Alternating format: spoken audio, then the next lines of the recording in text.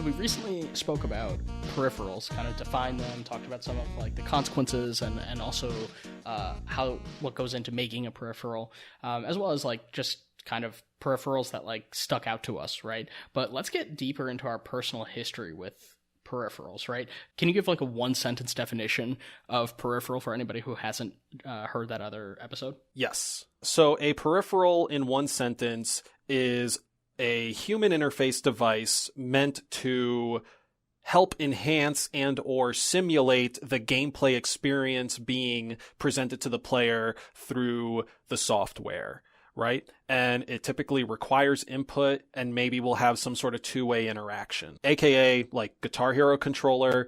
You press the colored button on screen, the color button appears highlighted. If you were to strum, it would then tell you whether you strummed on time or not. Does that sound like a good one sentence? Do you think that's good enough to give them before they go listen to the full episode? Yeah, no, I think that's good. You know, to rehash, I guess. We talked about like Guitar Hero guitars and Rock Band instruments as well, and Donkey Konga, Bongos, and DDR mats, right? So all of these are kind of like auxiliary attachments, right, essentially.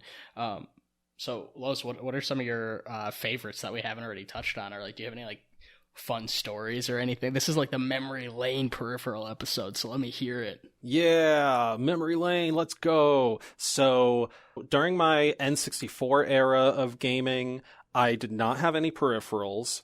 I think when it got around GameCube to PS2 era is when I started to get peripherals. Like, I wasn't somebody who was getting like racing wheels. I was very much just like, here's the console, here's the controller. Okay, sweet, let's get cartridges that make me do fun things through the controller.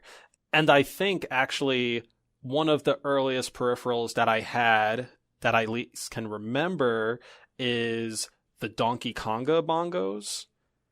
I was very into, you know, music rhythm games. I'm very into in general. Like, I love it. I enjoy listening to music. I enjoy playing the music in a way that I can actually play it. And Donkey Kong, big gorilla man, just like rocking out on bongos was so funny to me. And I was like, yo, I want to do that. And I like got it. I got the bongos. I played so much of it and for so long. And like, literally I would play it so much, like, you would have to clap, right, at times. Like, you had left bongo, right bongo, and then clap. There was a microphone in the middle that would hear your clapping. My hands would start to hurt from, like, just playing so much and having to do the clap. And they would do these extended periods where, like, you should clap a whole bunch to get a lot of points. The funny life hack around that is that you just grab the bongos and continuously talk or shout into the microphone, and it's just gonna register it as a clap in the game. Like, it's just taking sound data. It's not actually looking for a specific sound. Beyond that, you know, just to try and give like a very quick history of me with peripherals, like Donkey Konga drums. We had the first Guitar Hero. Like, I went to Best Buy, I was hoping to buy one game, then Guitar Hero caught my eye and I was ensnared by it, fucking entranced, whatever word you want to use, enchanted. Like, that had me under its spell for a very long time. And pretty much from that point, I think it was like more Guitar Hero guitars, a DDR mat here and there with like a Mad Catz foamy mat, and like a more nylon plastic base like DDR Mario Mix mat that was like blue and white and, you know, whatever. And then moving on from there, you know, we had the Rock Band kits, right? There was also one time, actually, I have Time Crisis 2 on the PlayStation 2, and that came with two gun cons, as they called them, two like thick boy light gun controllers that had like the D-pad integrated into it and stuff like that, so you could still use the PS2 menus. And that was super fun to use. Gosh, I feel like there's more, but like, I don't want to take up too much of the show just yet. What have been some of your peripherals? I don't know if we're going to count all of these things, but I'll just throw some stuff out there. There was like that thing that plugged into the N64 that like allowed you to put in a Game Boy game, right? Do you know what I'm talking about? I think you could like do Pokemon Stadium. Like, you could get Pokemon Red into like Pokemon Stadium. Right, yeah. Importing your Pokemon, yes, from the Game Boy games so that you could fight them in Stadium. Gosh, that That to me feels like such an amiibo idea nowadays. It is. It really is more like an amiibo. It's kind of like that device thing. It's like kind of relaying information more than it is accepting input. So we'll drop that. That's kind of like... I'm just noticing like a sort of through line through history there, yes, right? Like Nintendo, data being read into the game, and then like, Definitely. Decades later, oh, now it's an action figure. It's not just this big thing you slip cartridges into. Exactly. Yes, I completely agree. I mentioned Hey You Pikachu in the last one, which is really fun because I hadn't been thinking of Hey You Pikachu, that microphone as a peripheral, nor just have I been thinking about that game in general, right? Like, when was the last time you had a conversation about Hey You Pikachu? But it was really cool. I remember being like super excited about that game where it'd be like, Pikachu, please pick up the apple. I will do anything if you would just run over by that tree and please pick up the apple. I was probably using actual sentences like that rather than understanding that, like, I probably just should have said like apple, and like the very basic command. So like, Pikachu, I don't know if this is like if he notoriously never followed commands, but he never followed mine, and that was always really frustrating. But it was a cool device, and it was cool that, like, even though it wasn't, let's say, sophisticated, right? Or, I mean, it may have been for the time, and it felt like something that was really appealing. But iToy for the PS2, that just sang to me. Again, not sure if we're going to call that a peripheral. This is kind of like the Kinect idea of like your body is the controller, right? Yeah. So, maybe that'd be more appropriate for like an augmented reality conversation. But I feel like I would call it a peripheral. I mean, at least for now, we can call it a peripheral. Like, technical stuff aside, like it's there, it's taking in the input of us moving around, and it's like putting it onto the screen and all that stuff to different degrees. So was the iToy your like favorite one? Well, I remember being really impressed with Kinect. The technology was better. I feel like it was like advertised better. Just to they both are, looking at this like essentially like this video of you, right? Yep. And like rendering that back on the screen. One of the ways in which they were different, right? The iToy, they would both have similar types of games. Let's start with what's similar, right? So the iToy would have something where you like have to keep a ball up in the air, right? And you're like having to touch the area under it. It has some kind of like hitbox that you have to, tap in order to keep it, to register that the ball has been hit, right? Kinect also had that kind of like tactile. Can you think of a specific example from like Kinect Adventures, let's say, where like, that's like doing something similar to the iToy in that sense? I think when I think of Kinect and iToy as similar entities, I tend to think of the Dodgeball Alley game from, I think it was Kinect Adventures, where, it was Breakout, but you were moving your body around to make sure the dodgeballs didn't pass your body as it came back to you. I compare that to I think it's like the bug swatting mini game or whatever. The iToy had you like wax on, wax off to clear the screen. Like, yeah, absolutely. There's this sort of like spectrum of games where it's like flail your body, spectrum of games where it's like match a pose or like do a specific action, right? And, just to kind of cover that on the Kinect side with Adventures, the moving your body a specific way, I think is kind of like the rafting game, right? Where you had to do like the skiing motion and then the jumping or the ducking, as opposed to the flail your body, which is the dodgeballs. And I'm sure there's one other, adventure in there that I'm kind of forgetting. Yeah, but one of the ways that the Kinect and the iToy were different is that the Kinect had a like kind of like an an avatar that matched you. You would create this avatar.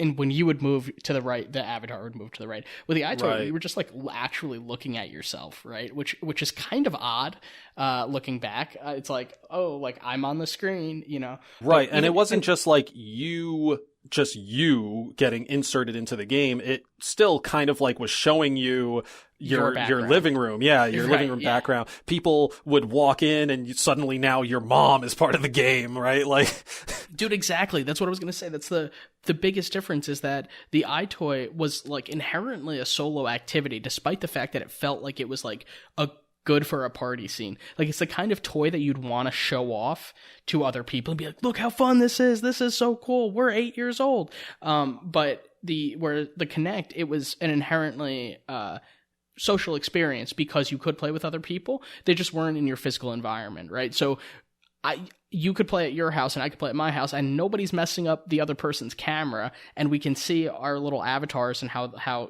like, so we look like we're playing together, like on the screen. But there was no like I mean, I guess this is speaking to like multiplayer, like the development of multiplayer, online multiplayer in general, right? And the fact that was possible for, kind of like the first time. But there was something about that was like, it really changed the game, right? Like iToy was kind of this, it's like a white elephant in a way, it's like, I love this game, but it would be, I would love it even more if I could show it to people. But if other people come, then the game gets messed up, and it's like, it's going to cut in and out. Like, I'm going to accidentally, like something's going to be, it's going to recognize some kind of input that I didn't intend. And that's really frustrating. And it kind of like ruins the game as you're trying to like share it with people. And the Kinect just completely circumvents that problem. Right. Absolutely. And I believe that is because there was like a technological leap in that these devices were no longer using an individual camera or even a 2D camera. The Kinect has, I believe, 2 to 3 cameras in it, and that is what allows it to get the depth of field that is required to, distinguish, oh, this is the person I should be tracking versus this is a dog in the background or this is the couch. And that's oftentimes when we had to orient the Kinect. Remember, you had those cards that came in all the things with the little smiley face card on it. Like, we would see what I believe is to be the normals. Like, when you see the screen in sort of this greenish blue manner, like that would basically be like the depth of view. And like certain things would like shade based on like how far away they were from the camera. And that's kind of how the game understood, okay, yes, there's a room of 4 people, but I'm only tracking Ryan right now. Oh, so you're saying that the Kinect even in person, it would be able to like target the specific person who was supposed to be the controller? To some extent, yeah. Like, there were definitely times where like my sister or dad, other family members could like walk in at around the same depth as me, and then the game would get kind of confused as to like which skeleton it should be tracking. But it definitely it was like looking for the person who was standing or whatever it needed to be, and then it like planted a skeleton on there. And that's why occasionally we see the Kinect nowadays on like ghost hunting shows because, it's tracking the depth and the ghost is too deep to the camera. It's being tracked. Like, yeah, just like, it's just finer tracking technology, which like, we have even better now with whatever the current PlayStation PS5 camera or whatever it is. Can I tell you something like totally off topic, but like it's still related to Peripherals, so maybe not totally off topic. I don't know if we've shared this, but there's this like video of this guy who like got in much better shape because he modded Breath of the Wild to like receive ring fit input. So let's say something like every time he crouched, like Link would crouch, or every time he jumped, I don't actually remember what the actual inputs were, but I mean, I think he beat Breath of the Wild, playing it with ring fit settings. That is so cool, dude. Like, what? Can you imagine how hard that game would be? I'm watching some clips of it now, and just seeing him do the actual jogging while going through like Hyrule Field and just like realizing the size of the map. Yeah, dude. No wonder you're losing like 40 pounds playing this game. It's like fucking hook this up to Skyrim and like have yourself a jog. I also really like that this guy put a trampoline under himself for it so he doesn't like blow his knees out trying to beat this game. That's awesome. And I think that's like a great point towards like the weirdness and or intrigue factor of like Peripherals being repurposed. I think on another episode we referenced, Dark Souls being beaten with a Guitar Hero controller. I'm sure Dark Souls was beaten with a DDR pad. It's basically a meme to beat Dark Souls with everything that isn't an actual proper controller. But part of that is this cool craftsmanship and intuition of like folks that are reprogramming the controllers or like making software to translate these inputs from a controller that doesn't even have enough buttons to let you do all of these and then saying, well, I'm going to make it work anyway, and like find those cool ways you get that to happen. That shit does seem kind of like a nightmare though for my ass, having to run all the way across Hyrule and or doing exercises to beat the Guardians. Yeah, I just wouldn't beat the game. I mean, like, come on. Who's really going to spend that much time? I mean, but it's great, like, to integrate a workout into something you already, like, want to be doing, you know, that kind of bonding, bonding those different experiences. It's very savvy, you know, it's like there's that, like, I think it's Dimitri Martin has that, like, bit about how he tried to, like, calculate his life and, like, gamify his life, basically. Do you know that bit? No, I don't. Oh, dude, it's so funny. I wish we could find it. I'll look into it and I'll post it in the description if I can find it. But it's just so funny to think about, like let's say, like, I'm depressed, or, like, you know, like, I'm unproductive. Like, let me gamify my life, and then it's like, you know, if I can, like, hack it, or, you know, I mean, it's like doing something ironically, like, I'm gonna ironically wash my face every night until I start actually washing my face every night, and it becomes like a normal routine kind of thing. Like, it's like these, like, self-care activities, like, you know, tricking yourself into doing them. That's kind of what these, like, these repurposing of, like, old peripherals for, like, reminds me of that, you know?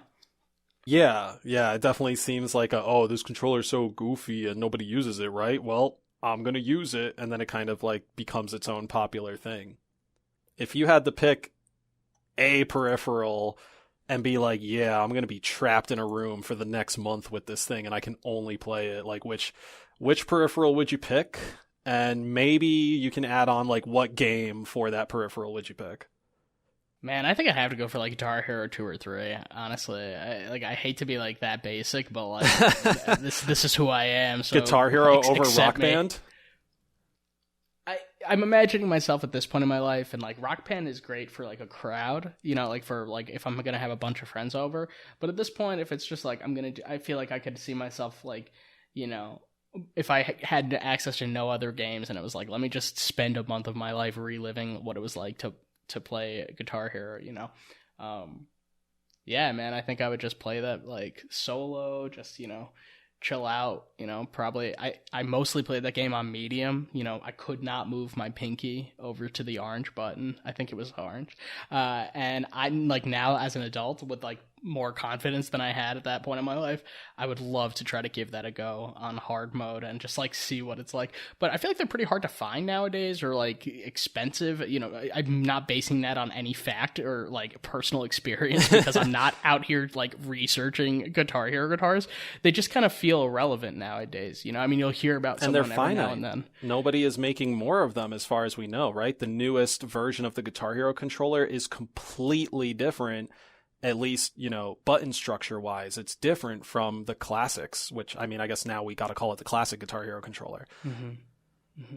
For me personally, it would be DJ Hero. I would trap myself in a room and I trap myself in a room, like, just, like, soundproof foaming all over the walls, put big fucking speakers that are, like, tall enough to, like, reach up to my ribs, and just blast that shit. DJ Hero 1 and 2, because, like, I never actually got 2, and there were some slamming songs on there that I really wanted to play, but, like, yeah, man, I could play that mashup of, like, what is it? I think it's, like, Pajanu and Shout, and then also Heard It Through the Grapevine with Feel Good Inc. Like, fuck, those are just such bangers, man. Also, like, the experience of, like, you know, we would jokingly be like, like, in high school and shit, but then actually, like, simulating the scratching on the disc, and the fact that, like, you could let it spin all the way around. Like, if you were, like, if you wanted to stunt on someone, or you're just watching, like, someone with, like, 1 million views on YouTube, they're, like, just throwing that disc in a full circle and then catching it right at the right moment. It's like, whoo, it's good, man. It, like, for me, that sort of, like, I don't know what to call it, but, like, there's movement to it. There's, like, momentum and flow in a way that I don't feel when I'm playing with a Guitar Hero guitar, but I do there. That's not to say that I don't get into a flow state when I'm, like, really into Guitar Hero. I'm talking more about, like, the kinetics of it. There's more gross motor movement with DJ Hero because you're doing that like turntable slide type of thing. And there was the mixer slider. Like you had to jump from track A to track B by flipping it left and right. Yeah, that was so cool. Yeah. And it gave you that kind of agency to like be able to, right? Like if you could do like a freestyle mode where you were able to like change it when you wanted to. Like Guitar Hero, you're just playing the song, and if you don't succeed, then you will not hear the song as clearly, or if you're doing well, then you'll hear the song, like the studio album of it, basically. But yeah, for like DJ Hero to give you that element of control, like along with the tactility, was really cool. Right. And it still had, the binary, like, yo, you must be on this track, you must hit this button. I'm sure there were like some freestyle parts where you just like freely had control of the tracks and stuff, and maybe they also integrated that a little bit better into DJ Hero 2. But yeah, nobody was making any mashups of their own variety with those games, as far as I know. What is a bad peripheral that you've used? What's a peripheral that you were just like, oh, this isn't simulating the experience, or like, this is just actively annoying me? The stupidest peripheral is the Mario Kart wheel, like the steering wheel that you like plug your controller into, and then like the Wii Mario Kart? Yeah. Okay. I think they have one for the Switch though too, don't they? Isn't it a similar thing where it's like motion? Oh, they like probably do. Detects the motion. I've been out of Mario Kart for a while. Who needs that? Who needs a fake steering wheel? Like, it's clunky, it's big, it's like, it's round, it's like not even convenient. Like, it's not going to be like, I can't stand it up and make it thinner, it's just this steering wheel that I can play for one game. It just feels like such a waste. I also just hate on Mario Kart in general, so like honestly, send me that, like email me the hate. Like, let's go. Goodness. Yeah, send all your angry Mario Kart love to @DeepDpad on Twitter and let Ryan know how much you love Mario Kart. Yeah, don't blame Carlos for this either. I take full responsibility for the hate mail. Okay, anyway, what about you, Los? You got a absolutely dreaded or hated? I just wanted to bring up something to kind of or just point out a key difference, right, with the Mario Kart wheels versus traditional like driving wheels that you would buy for whatever console. Like those usually came with a stand, right? As you get into more pricey models, like at the very base level, right, there was like a base to it, a little connector, and then like the wheel. And it's like, okay, and now I got my triggers on the back of the wheel so I can accelerate, right, if I don't have enough money to buy the pedals. And then you'd have like a more expensive version of that was able to somehow like snap on to the edge of your desk, and you could like tighten it onto the desk in case you were like really sweaty about your racing games. And that right there is the comfort factor that you were missing from the Wii Racing Wheel. Like specifically, I have to hold this wheel up the entire freaking time. Are you kidding me? I'm just trying to play a fun game for kids. And, your arms are getting tired throughout the experience.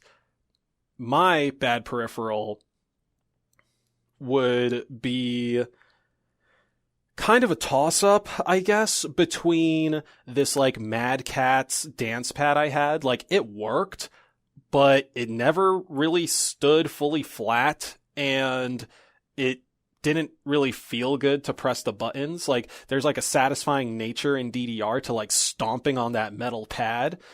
And in the DDR Mario mix, the mat was kind of soft enough or slidey enough that like it felt premium. It may have been made of like lesser materials, but at least like the glossy finish that you're stepping on, like it felt good. It was able to stay flat and stuff like that. So this Mad Catz, Tycho, whatever company dance pad, I would consider a bad peripheral because it couldn't actually follow the form it wanted, because once you like folded it, it sort of held that fold.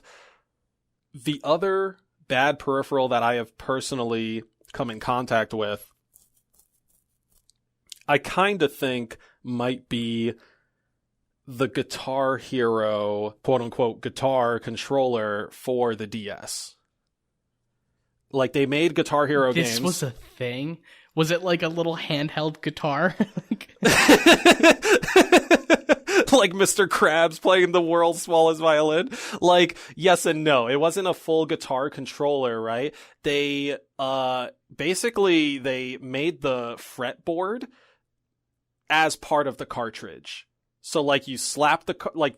Yeah, so the cartridge that you slid into the bottom of the DS, right? It had a strap for you to put around your hand so that the DS would stay strapped to your hand, and then the frets, like all 5 buttons, were along the very bottom of the DS console. And I think it was like, yeah, the notes would come in from the top of the screen down to the bottom of the second screen, and I think you used a stylus to strum. But, you know, you're stylusing the strum, and you have this small-ass console in your hand, and you're, like, pressing the rainbow buttons on the bottom of the console. I genuinely don't know why I bought that fucking game. Like, yo, time to shred, yo. You gotta be musical on the go. Yeah, exactly. I think I was just like so caught up with like, whoa, like I've never seen a guitar thingy on the DS. Like maybe this is good, and like it wasn't good. I did not play it very much. That actual guitar neck controller like felt great. Were there any peripherals that you wish you had, or at least had tried out, but just never got a chance to? Just out of all the ones we mentioned in this episode, Donkey Konga, just like I have like this shame for not having tried that game. I feel like I would have so much fun with that. If anybody wants to send me a set of bongos that they just got laying around, I prefer them in good condition, recently dusted, perhaps. If you have bongos and or Donkey Konga that you want to send to the show, tweet at us at DeepDpad. Stop with these plugs, yo. Take a breath, man. What, you got one? Plug machine. You got one that you wish you tried? Probably some arcade thing, I bet. That I know I wish I had played DJ Hero 2, but that didn't necessarily have a whole new peripheral associated with it. Oh, one controller that is very famous that I saw in real life and wish that I had actually gotten a chance to play was the chainsaw controller for Resident Evil 4. It's a GameCube controller in the shape of a chainsaw, because like that was their big iconic, you know, first hour of gameplay enemy. And like it just looks very weird. Like the button layout seems like it would be atrocious to play on, but it was like, hey, this is Resident Evil. Like it's a chainsaw. Isn't that wild? Like it wasn't like a chainsaw that you picked up and actually like held or used as a chainsaw. It was just, oh, this is the shape of a chainsaw and it has a joystick and like all the GameCube buttons on it. Oh no. Yeah. That is so whack. Yeah. It's not like you were a lumberjack like type game. I wish I had gotten a chance to play with that controller to see just how bad or okay it was. I do not anticipate that controller was actually good to play games with. Yeah, I mean, the fact that it doesn't have, like, the motion sensor where it can detect when you're picking it up, you know, that just seems like it's a kind of a waste of an idea. Also a little disturbing, you know, to have like this like little kid's bedroom is like there's this like good like chainsaw looking thing. It's well, like, technically a little kid shouldn't be owning Resident Evil 4. It's rated okay. M, but you know, we all know kids get their hands on things. Like, yo, we need to have an episode on ratings. Like, my mom was not checking the box. She's like, "Oh, I have to go to the EB Games with you. Are you serious? Like, this is inconvenient." You know, I already don't want to be bothered with these games. Can you just get whatever the fuck you can get? Like, I mean, dude, man, we definitely got to talk about ratings at some point because, yeah, I had Conker's Bad Fur Day bought for me like when I was fucking less than 10 years old. Like, yeah, there's a whole black market of like kids buying other kids' games because certain kids' parents don't let them. And oh my god, yeah, 3 times the value of the game. You're like it's like hanging out that cliche scene where a bunch of teens are hanging out in front of a gas station and it's like, sir, we're trying to party, can you help us out? Yeah, I mean, I feel like I've exhausted my experience with peripherals. Do you have any like last thoughts or like ones that we have to shout out that, you know, we wouldn't be doing the topic justice without bringing up or anything? It may not necessarily be fully a peripheral, maybe it's more of a device or like a mod, but I'm noticing every now and then people making peripherals, quote unquote, for VR. Like, if we want to play walkabout mini golf on our Oculus Quest and it's like not realistic enough for us to like be holding our one Quest controller down and hit the thing, right? Like, people have schematics and also like Etsy pages, whatever, for plastic Oculus controller holders that are in the shape of like golf clubs and, you know, tested to be used for walkabout. That's also the case for shooting games. And that kind of reminds me of, I guess, the Mario Kart wheel, but now think of, I think it was called the Zapper. Yeah, like it was like, you know, the evolution of the Duck Hunt controller, but for the Wiimote, right? They had like the handgun version of it that you slid the Wiimote into the top, and then it was like, okay, you have a light gun now. And then they had the like rifle version, which like had two hands on it and whatever. And that ended up showing up again later on like PS4 with Farpoint. But I just think it's kind of interesting to see these. Again, I don't know if we want to call them peripherals or what, but to see these like add-on devices for our virtual reality, trying to simulate the experience more than you already being in the location and like, you know, doing all that stuff like virtual reality.